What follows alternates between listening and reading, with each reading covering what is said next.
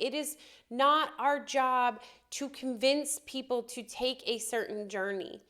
They will find the journey they are meant to be on. Let's be honest, untying of the ego is not for everyone, and that's okay.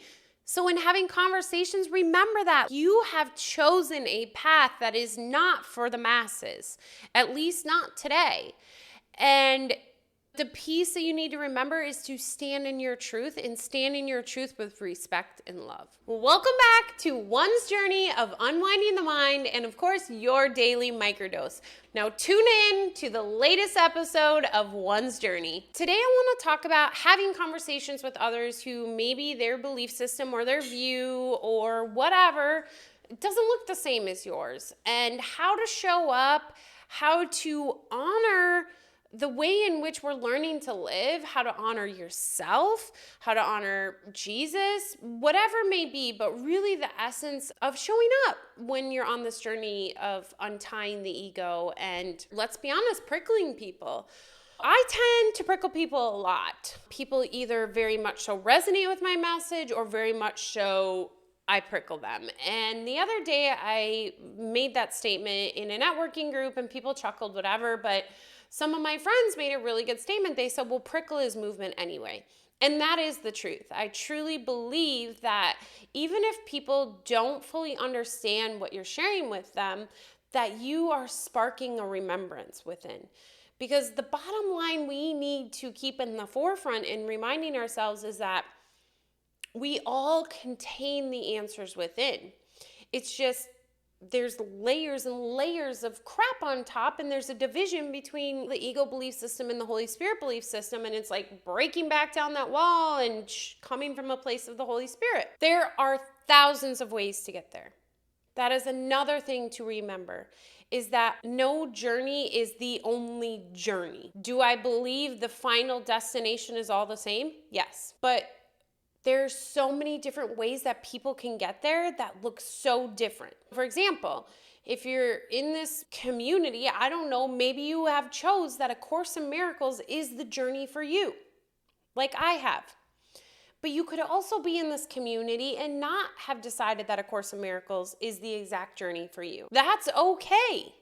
There are thousands of ways to get there. I'm not here to judge. We talk about how you are me and I am you and we are one. And when I say mean things to you, I'm actually saying them to myself. That's the same for judgment. So when I'm judging you, I'm judging me. And if I feel the need to judge you, it's because I'm still not sure with myself. And I'm still judging myself and questioning myself. There are many times along this journey, and it still sometimes happens, where I catch myself judging others of how they may be sharing their message or trying to say they're sharing A Course in Miracles, and it's so far off. And what it's providing me is a lens of where's that coming from? Is that coming from fear? Is that coming from my own judgment of myself and my worry that I'm on the wrong path? Usually, yes. And then what does it provide? It provides me a forgiveness opportunity. Every time we come into contact with someone who, let's say, we don't fully align with, but they spark that emotion in us, it's a forgiveness opportunity, a forgiveness at the level of the mind, again, realizing this is not happening. And let's say it's something you feel that needs to be corrected. Ask the Holy Spirit for guidance. And don't act until you have received the response. And it may not be that day, it may be days later. But truly, our only job here is to meet people where they are at all, any time in the journey. It is not our job to convince people to take a certain journey. They will find the journey they are meant to be on. And for example, the Course in Miracles, Helen talks about, that is a path, a ladder that finds its way to you when you signify you are ready for it. And one of the ways to signify is that there's got to be another way. that you feel like you've exhausted all paths. And Bill actually said that. And interesting, I'm going to tell you my story of mine and Patrick's of how we found it. So I was really wrapped in the New Age spirituality and energy healing and crystal healing and human design and astrology. And I was having a conversation with a close friend who was into Reiki, and the friend was telling me that this Reiki master he's following now is saying to allow evil spirits in, and because they need to teach you lessons as well. And it just didn't make sense to me. And we kind of went back and forth, and I left that call very sad and was confused. And I said something to Patrick, like, I just don't get it. Like, I don't think we're supposed to let dark spirits into us. And Patrick said, well, I don't believe that people who believed in Jesus would agree with that. And prior to that, I had been very involved in the church off and on throughout my life. And worship music was really big to me. And I had most recently left the church almost a year prior to that, maybe a little over a year prior, and had stopped really listening to worship music because I'd really gone down the path of like, I'm my own God, I'm a piece of God here experiencing what the world's like, but all of that. And I got in my car to go to an appointment, and I turned on a Micah Tyler song, and it hit me. Holy crap, it's Jesus. That is the answer. That has always been the answer, but it still didn't make sense to me because it wasn't the Jesus or the God that I had learned about in religion.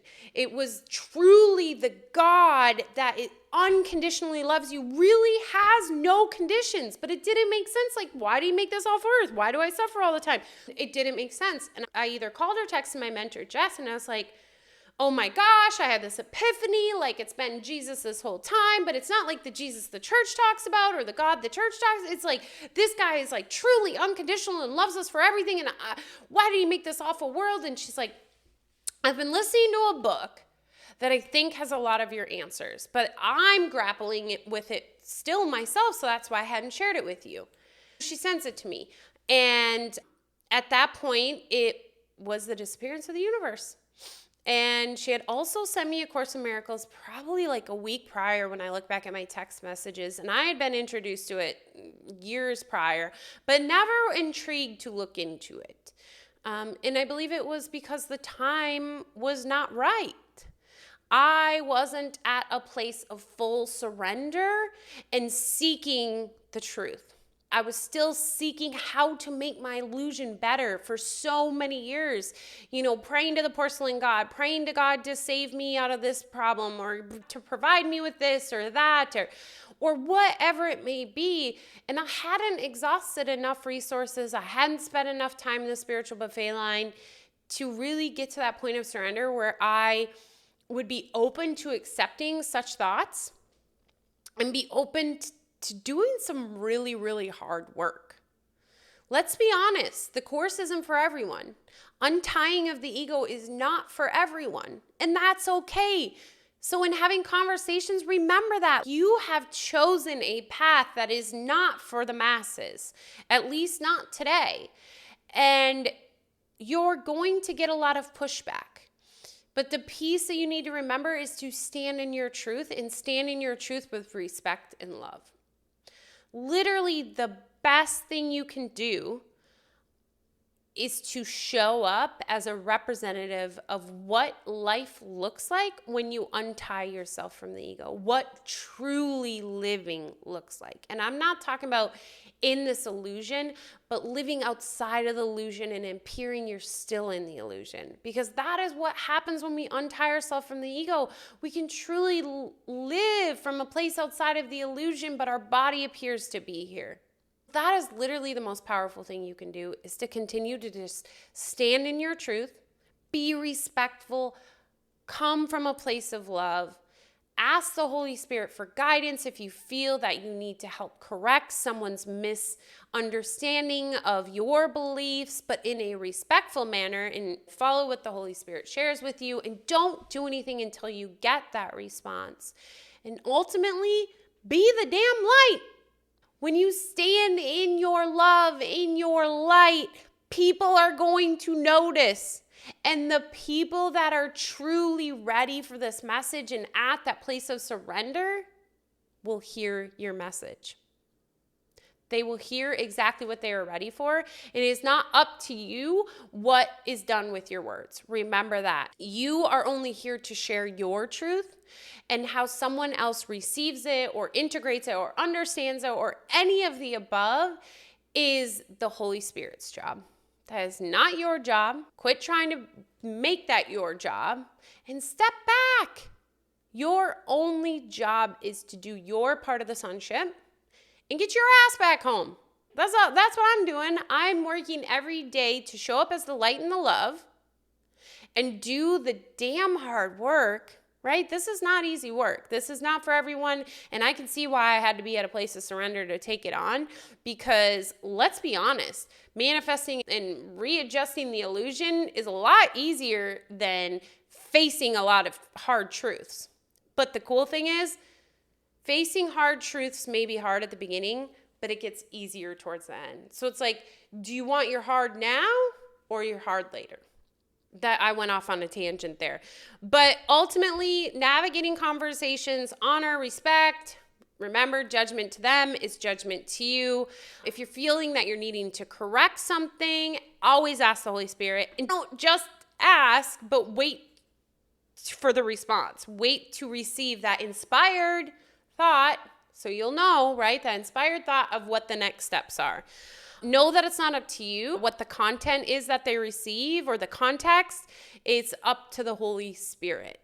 And that you are impacting every person you share your message with, as long as you're coming from a place of love and light. You are not here to convert or convince. Do your part of the sonship as we are one, and you will prickle people along the way. But don't see prickling as a negative thing, but instead, like my friend said, a movement. People only get prickled when you trigger something within them that they know to be truth, but they're not willing to look at. So you prickle them.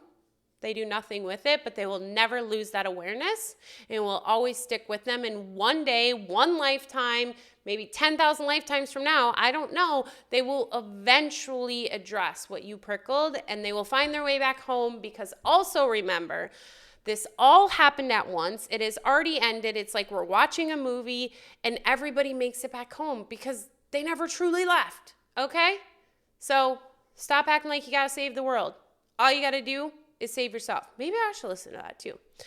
But thank you so much for tuning in to today's video. I hope this helps you in navigating conversations with others. Also, one last tip, pay attention to when you find that it's getting more difficult for you in these conversations, and look at the work you're doing behind closed doors. Are you continuing to practice the lessons? Are you continuing to connect with the Holy Spirit every day? Or have you maybe fallen back? Because sometimes I notice that when it's harder for me to explain, it feels harder to show up in the light, is because I've lacked on my things. But also remember, they're not necessary because it's a part of the illusion. I think that was a great conversation. I appreciate, or not conversation, me sharing with you, but I would love this to turn into a conversation. Share your thoughts. Tell us about some conversations that have been hard. Tell us about some conversations that have been beautiful. Tell us some conversations that maybe one day you prickled someone and they had an aha moment later. As always, until next time, remember you are worth it.